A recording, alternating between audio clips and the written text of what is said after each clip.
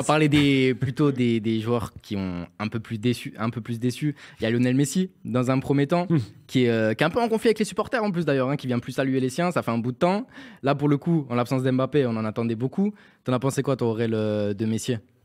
Très décevant, pas impactant, beaucoup de mauvais choix, pris dans l'engagement aussi. On l'a vu perdre beaucoup de ballons, même au milieu de terrain, où il s'est fait chipper le ballon dans les pieds, ce qui lui arrive jamais. Non, il a une conservation de balle incroyable. Là, il s'est fait prendre plusieurs fois par le milieu de terrain marseillais. Et puis dans les choix, pas inspiré. On l'a vu traîner plusieurs fois devant la surface, faire les petits crochets, les petits pas. Mais non, il y avait trop de monde devant lui. Il n'a jamais pu déclencher vraiment. Bon, après, sa frappe croisée amène le corner, qui amène le but. C'est peut-être la seule chose décisive de son match. Mais pour le reste, très décevant. On attend plus de lui dans des matchs comme ça, importants, sur lesquels il doit porter le PSG. Il l'a fait sur certains matchs. Mais là, et je crois que ce n'est pas la première fois contre l'OM qu'il est décevant. Il se fait aussi, lui, bouffer par la grinta marseillaise. En plus, il a perdu énormément de ballons, hein, pour le coup, Messi. Hein. Oui, effectivement, c'est comme l'a dit Aurel. En plus, on le juge forcément un poil différemment des autres parce que c'est Messi, parce que c'est la star, c'est le meilleur joueur de tous les temps. Donc forcément, on en attend plus, surtout dans les matchs à enjeu et les gros matchs dans les derbys et autres classicos. Mais là, oui, effectivement, il a eu du mal. Il y a eu beaucoup de déchets. Il a eu du mal à trouver cette dernière passe qu'il peut trouver généralement où lui seul, parfois, arrive à voir la personne démarquée dans l'espace, dans le trou. Il a eu du mal à vraiment amener du danger dans l'attaque parisienne et c'est vrai que c'était une soirée assez compliquée pour lui. Attends, je voulais dire un truc aussi, une chose insupportable, il faut que Messi et Neymar arrêtent de vouloir se faire la passe que entre eux. Il y a d'autres joueurs avec eux.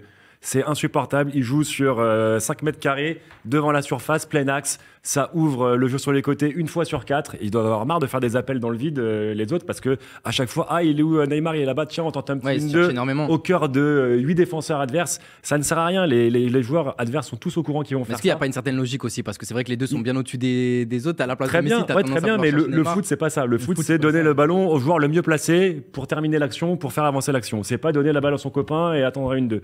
Donc ça, c'est insupportable. J'ai presque envie de dire que c'est le symbole finalement de quand les deux sont perdus, hésitent et qu'ils n'arrivent pas à prendre une bonne décision, finalement ils décident en fait de s'appuyer sur ce qu'ils connaissent, à savoir la relation Messi-Neymar qu'ils entretiennent depuis des années et qui a déjà à Barcelone. T'as l'impression que quand ils sont perdus, c'est vraiment, ils savent pas quoi faire. On va trouver Neymar-Messi parce qu'ils ont l'habitué à combiner ensemble. Donc c'est vrai que c'est vraiment quand tu les vois effectivement combiner à ce point-là aussi souvent, ça montre vraiment que Paris ne va pas parce qu'ils décident de jouer que ensemble, quoi. Non, mais ils ont le droit de jouer avec Vitinha, ils ont le droit de jouer avec Hakimi, avec Nuno Mendes. Nuno Mendes, il est dans les bonnes grâces. Parfois, il lâche le ballon un peu à gauche, pareil Hakimi, mais bon, c'est trop rare, quoi. En tout cas, il a été noté 3,5. Est-ce que c'est votre avis aussi, ou vous lui aurez peut-être mis encore moins? Non, je sais pas. Dans le chat, c'est votre avis ou pas? Vous lui aurez mis combien à Messi? Il a été noté 3,5 à la rédac. Je trouve que c'est un peu dur. Parce que bon, dur, tu l'aurais mis plus? Peut-être un peu moins de la moyenne, pas 3,5, c'est vraiment 3,5, je trouve que c'est vraiment un échec. J'aurais pu plus donner à Neymar. C'est pas un échec le match de Messi là ce soir? Son match, il est pas décisif. Ouais, je sais, mais bon. Il a 2 contre en début de match où il tente une sorte de louche approximative. Ouais, voilà. Il n'y a pas grand-chose. Tu sais que Messi a besoin d'un collectif, donc là, comme il n'y a plus de collectif au PSG en ce moment, il peut pas sortir. Après, ça n'empêche pas que sa prestation, elle est pas belle, c'est sûr, mais 3,5, je trouve que c'est un peu dur. Surtout, il n'y a pas une énorme différence entre le Messi de l'Argentine à la Coupe du Monde qui nous a bien fait mal d'ailleurs. On en a parlé sur plusieurs plateaux ici, sur plusieurs émissions. Et là, le Messi du PSG, c'est plus le même. Même dans ses prises de balles, dans ses choix, dans tout, non? De toute façon, là, il est plus dans la mentalité parisienne. T'es dégoûté, Aurélien? Non, mais je pense que c'est un Barcelonais qui joue à Paris. C'est ça, en fait. C'est pas un Parisien. Oui, mais après, comme on le redoutait au début de saison avec le PSG, avant la Coupe du Monde, c'était merveilleux. Tout le monde se donnait à 100%. Retour Coupe du Monde. Je suis d'accord avec Valentin qui le disait tout à l'heure. Neymar est peut-être celui qui fait le plus d'efforts. Messi ne fait pas spécialement d'efforts depuis qu'il est revenu. Bon, voilà, il est champion du monde. Il sera Ballon d'Or. Oui, non, mais au-delà du fait qu'il marche sur le terrain, là, voilà, je tente un truc, je joue avec mon copain, ça marche, tant mieux, ça marche pas, tant pis, quoi. Enfin, c'est fou qu'au PSG, quand même, il y a eu Messi, Ronaldinho, 2 des plus grands joueurs de l'histoire, et jamais dans la bonne période, quoi. Il y en a un qui n'était pas encore éclos. Non, bien sûr. Voilà, qui est sur la fin, quoi. Ouais, c'est vrai. C'est dur quand tu y penses. Après, il y avait son acolyte, du coup, tu en as parlé un petit peu, c'était Neymar, pareil. Valentin. Ça pouvait être le facteur clé, lui aussi, Neymar, parce qu'avant le match, on savait pas trop s'il allait jouer. On a parlé de fatigue musculaire par rapport à sa cheville, etc. Il y a aussi le PSG qui se déplacera à Monaco, gros match à l'extérieur. 3 jours plus tard, tu as le Bayern. Donc, il aurait pu ne pas forcément débuter ce match. Il l'a débuté, c'était pour faire la différence. Galtier, pour le coup, a mis la grosse équipe. Neymar décevant, non? Décevant. 4, il a été noté, je vois. Décevant, effectivement, et parce que finalement, comme on l'a dit tout à l'heure, comme Aurel vient de le répéter à l'instant, c'est depuis la fin de la Coupe du Monde, on s'attendait à un Neymar un peu comme Marquinhos, touché dans son ego de Brésilien, de ce nouveau échec à la Coupe du Monde. Et finalement, on l'a vu sur plusieurs matchs, revenir en défense, faire les efforts, être plutôt propre, combiner avec le bloc du milieu. Et ce soir, hormis cette frappe sur le poteau au début du match, et c'est pour ça je pense qu'il a été noté un tout petit peu plus que Messi, puisque sur une ou deux occasions en première mi-temps, il a apporté un peu de danger que Messi n'a pas eu. Mais à côté de ça, on a eu la pire facette de Neymar sur certaines séquences. La frustration avec Guendouzi, ça c'est un classique, on l'a eu. La bonne conservation de ballon, mais qui n'amène à rien, avec des passes trop longues, notamment dans la fin de match. Je crois qu'il veut servir Zahir Emery sur le côté, mais la passe est beaucoup trop longue et ça part en 6 mètres.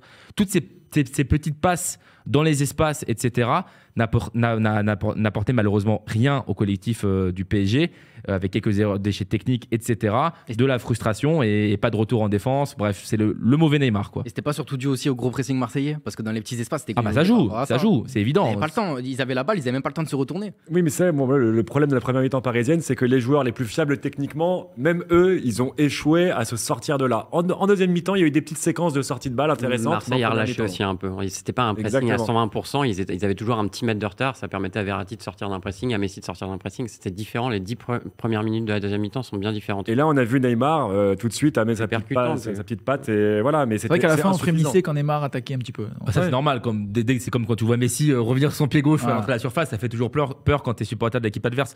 Et j'ai oublié de le préciser, mais le deuxième but de Marseille, quand même.